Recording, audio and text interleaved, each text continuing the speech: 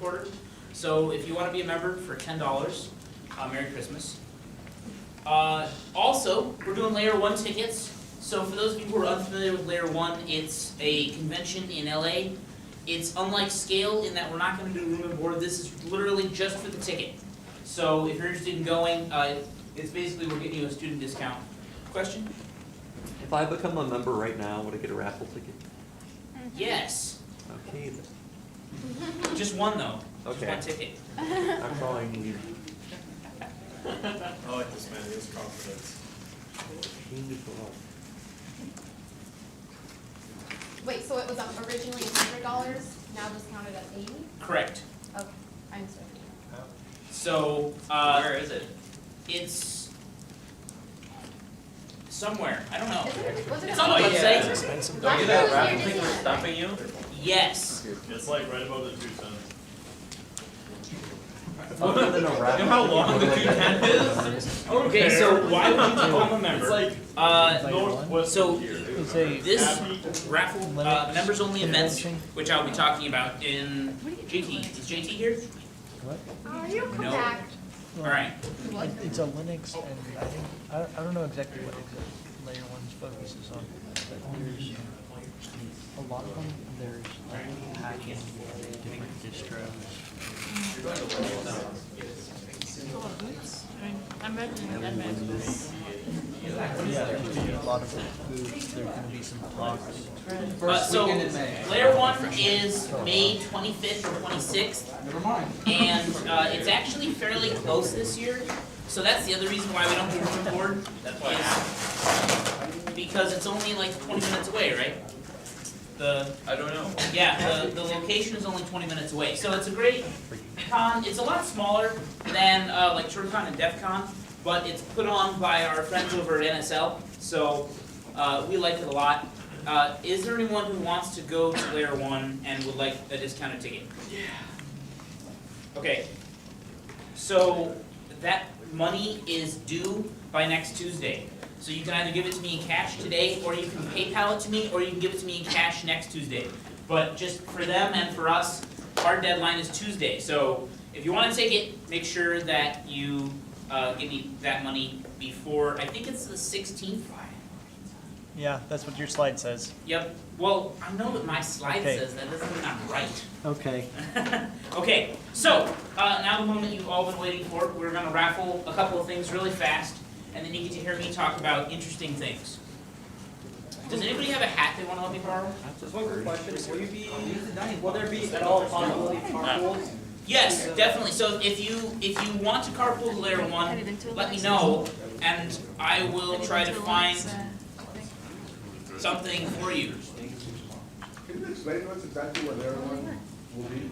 Yeah, so it's a convention that is specifically, I believe that they phrase it as a information security conference, is how they call it.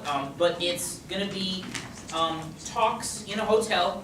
So there'll be kind of one room where there's always talks going on. So a presenter will come up and speak on a technical topic. Those topics have been released on the website. I'll pull it up really fast because it's kind of interesting. There was a few that caught my eye. They're done like DEF CON talks, so there's lots of swearing and Yeah, sometimes they're drunk and Right. otherwise, you know, a good talk. Because Windows has like 2.6 gigabytes of RAM every single time I. Yeah. Okay, so this is the website, layer1.org, and that's where you can get all the info. If you want to get a ticket and you don't want to do it through Swift, you can do it for $100 on their website. So, you know, we're only giving you a $20 discount basically to go through us. Here are the talks. So there's going to be one on near space exploration, data evaporation on solid state drives, social engineering, DDoS, differential cryptanalysis, Western Regional CCDC, Hardware Reverse Engineering 101, that was one that I was interested in. So there's lots of very technical talks. At the same time, there's going to be competitions and contests. So there's a hardware hacking village where you can go in, they'll have solder stations up, you can build boards.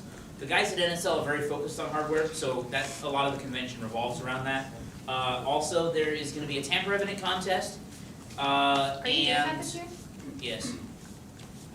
and there's a hardware hacking contest. So basically, generally the badges are electronic. That's most often the cost of the cons is, you know, the badges and the location itself. So the badges are electronic. It's a circuit board. You can hack it. They have competitions to see who can do the coolest stuff. Last year, I took second place in How that. do they look like this year? They haven't released what the badges look like yet this year. Yes, that's a correct sentence. Oh. So I don't know. It should be awesome. Last year, they had designs. I don't think that this is going to happen in time for the con, but they had designs for every badge was going to be a quad rotor. And you're going to put little cell phone motors on there and it can fly around, but I don't think they got that figured out in time. It is cool though. So that's layer 1. Badges flying around the convention. Also,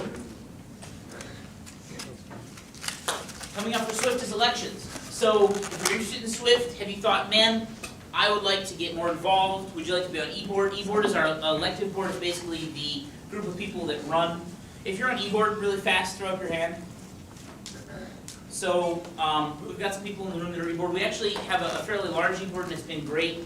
I will not be president next year. I will still be around and helping, but just because of my studies, I'd like to focus on those, so I'm going to be stepping down. I'm going to be taking the official position of village elder. I think that's self-elected. We'll make sure to put you on the side. Right, yeah, so if you want to do eBoard, the way elections work is we take applications, and that's a scary word, and I saw several of you cringe just now, but what I mean by applications is you just tell us, hey, I'd like to be on eBoard. So send me an email, we'll put together a list. If you have a specific position in mind, then let me know. What kinds of positions are there? Well, basically, there's 4 core positions that are required by ASI, and then anyone else interested, generally we find a position for. So there's president, vice president, treasurer, and secretary. I know some of those people will be coming back to fulfill those roles, but if you're interested in one of those, specifically state it in the email. Otherwise, you can just say, hey, I'm interested in being on eBoard. What does that entail?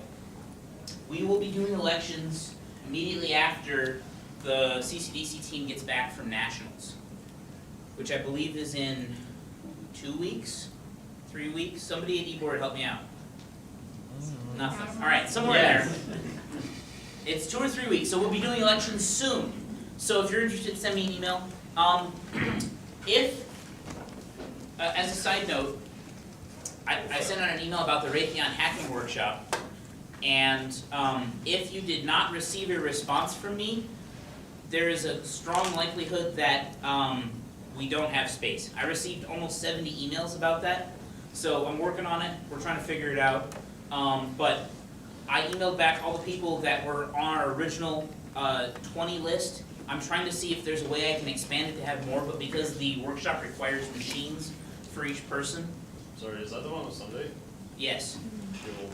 So- I should email you. No, you shouldn't.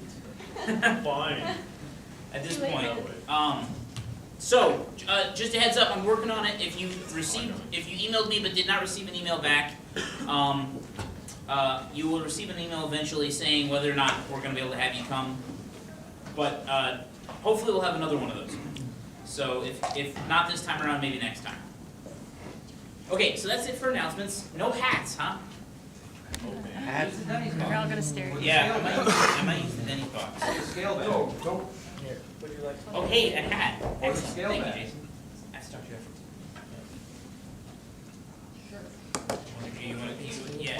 You might.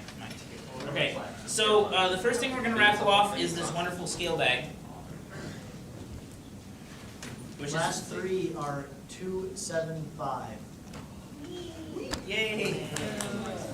Very exciting. Always. This goes for hundreds of dollars on eBay, I've heard. Hundreds. That's not it. Must be rich. Yeah, it's got stuff in it. Oh yeah, it does have stuff. Free stuff. The blue bag with green bag. Okay, this is for a Steam game. 270. Yeah.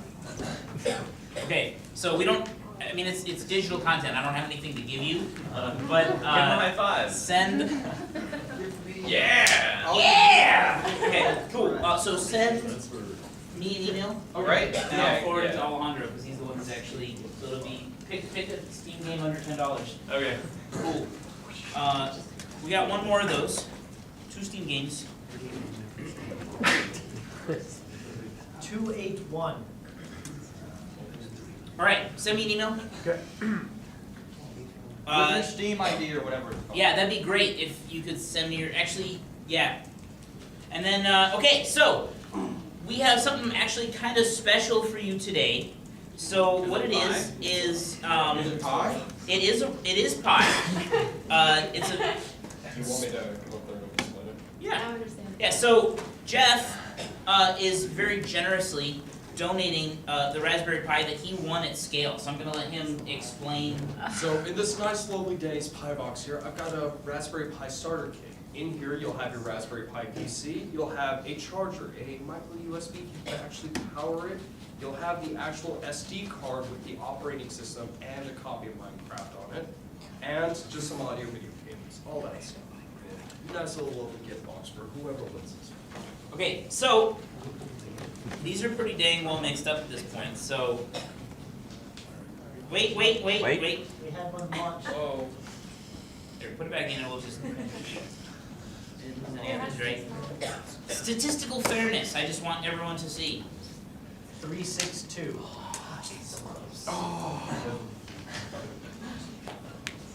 Back. You don't seem nearly excited. Yeah!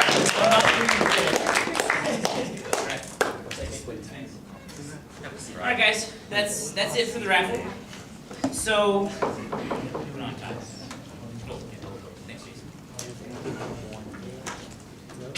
Sad moment. So nobody wanted to do layer 1 today, huh? Nobody wants to pay me cash. Right. I know that email went out late for ECE, but you CS and CIS people have no excuse. Other than being poor. Right. Poor is definitely a valid excuse. So, like many Zach presentations, I have a little bit of show and tell and some pictures. I don't have any cat pictures. It's We have a cat amazing. It's okay. There was a cat live stream up before you came in. That's true, which is infinitely better than a cat picture, one would think. Got a little squishy. Okay, so I'm going to start with what is ADSB, because a lot of you are like, why do I care, Zach? I'll tell you. So ADSB stands for the Automatic Dependent Surveillance Broadcast, and it is a protocol, a tracking protocol that's going to be implemented by the U.S. government by 2020. Basically, January 1st, 2020, all regular U.S. air traffic will have an implementation of ADSB.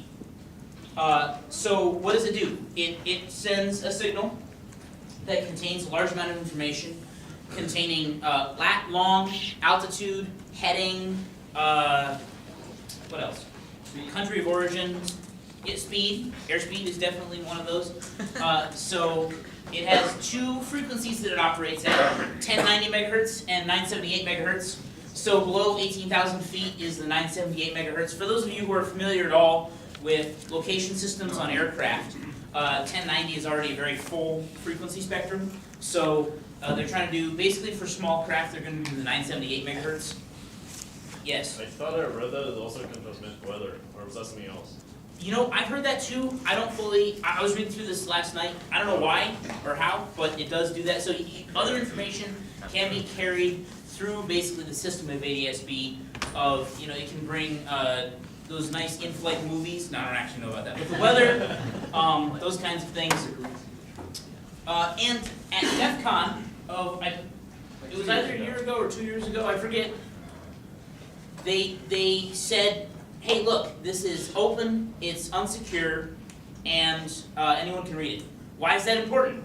Well, as I'm sure many of you can imagine, if anyone can figure out where an aircraft is, that could be potentially used in a malignant manner. Malicious, malignant words. So this, just to give you kind of a brief picture, there's a preamble, and then there's a data block, and it sends a whole bunch of these packets per second. And so it kind of looks like that.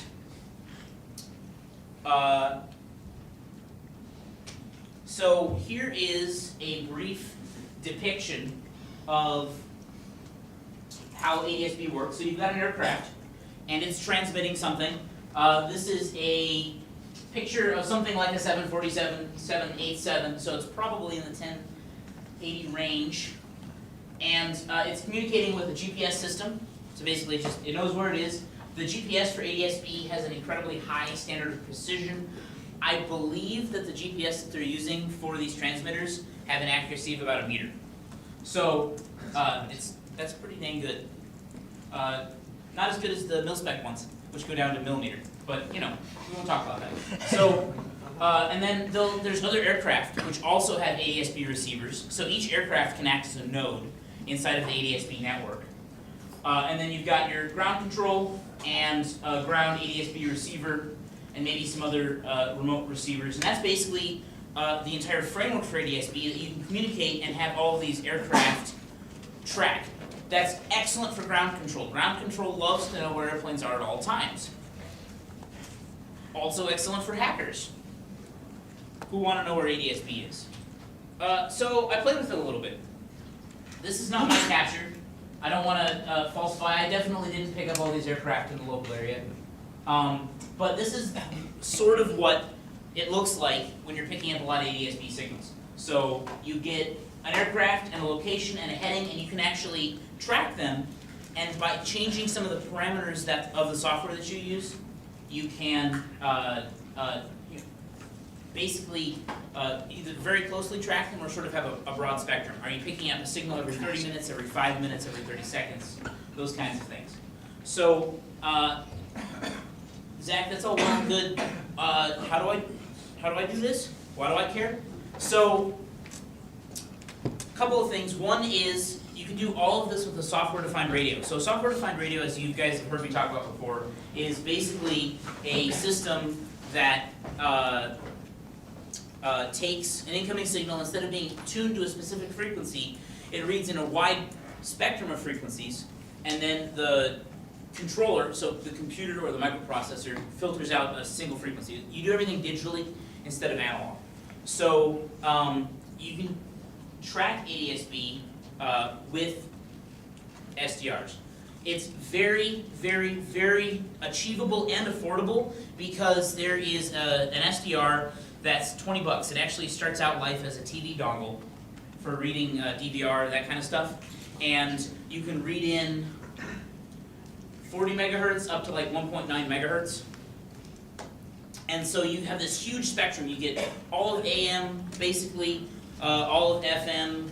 The only thing you don't get that would be of interest would be wireless, basically. So it's a $20 USB thing that you stick into your computer. It comes with an antenna, and immediately you can begin picking up ADS-B signals. I was doing it in my dorm room, like all over spring break. It was awesome. So there's a number of software. If anyone is interested specifically about which dongle, let me know. There's all kinds of articles online. So for $20 you can pick up and start playing with radio. It's great fun.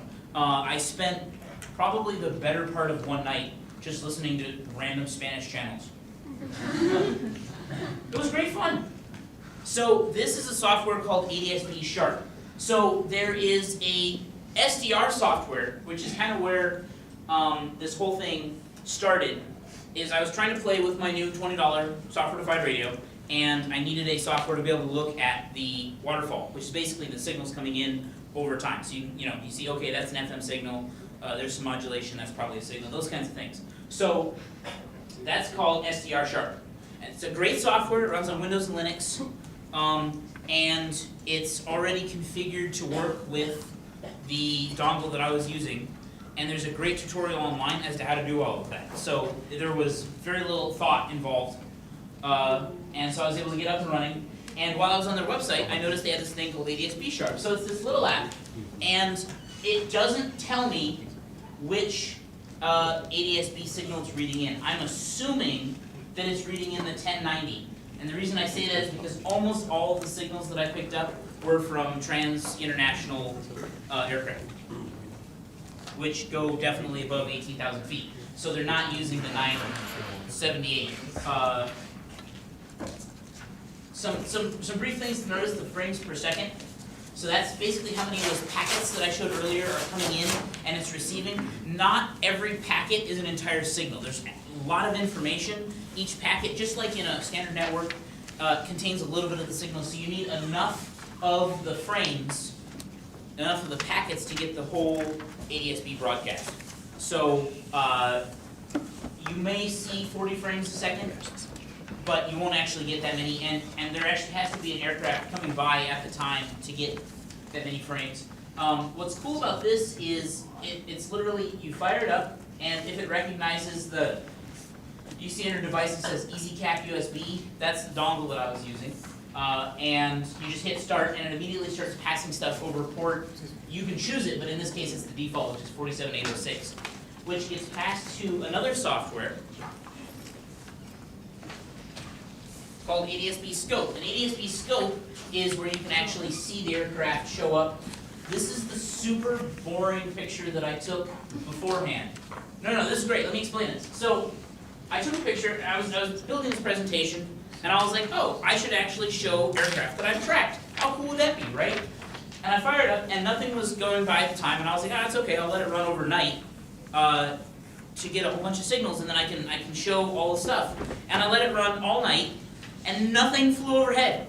Nothing that I picked up. That's crazy, that's never happened before. So that's why you guys get a really boring picture.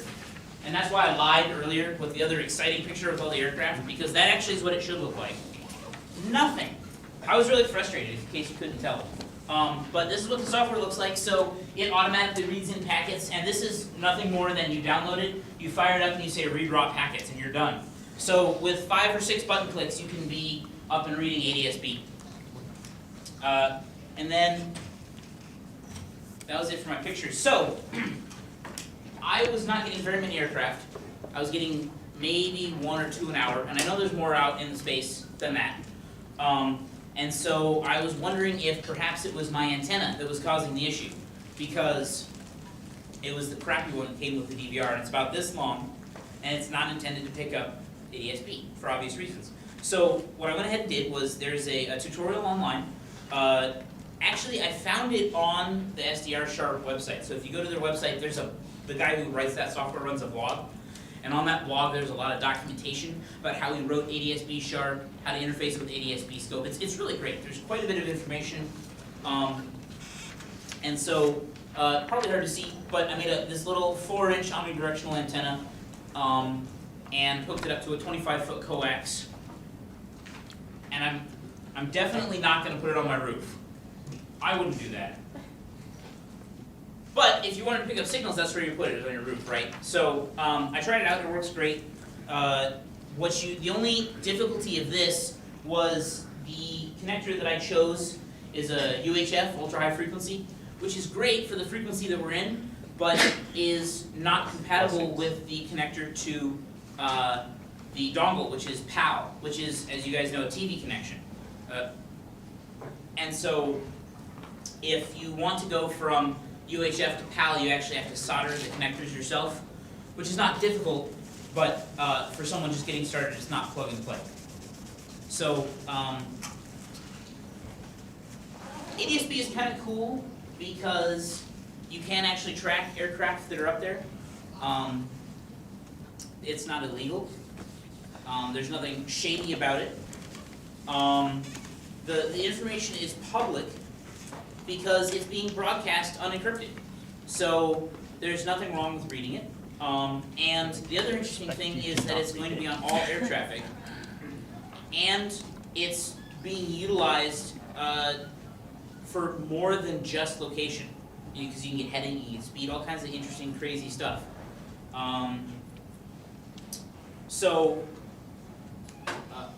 That's Zach's primer on ADS-B. Hopefully you found it interesting. That's all I have to say. If there's any questions, I'd be happy to answer them. We're ending a little early today. If you want to pay for Layer 1, come talk to me. If you want to be on eBoard, send me an email. Thanks guys, we'll see you next week.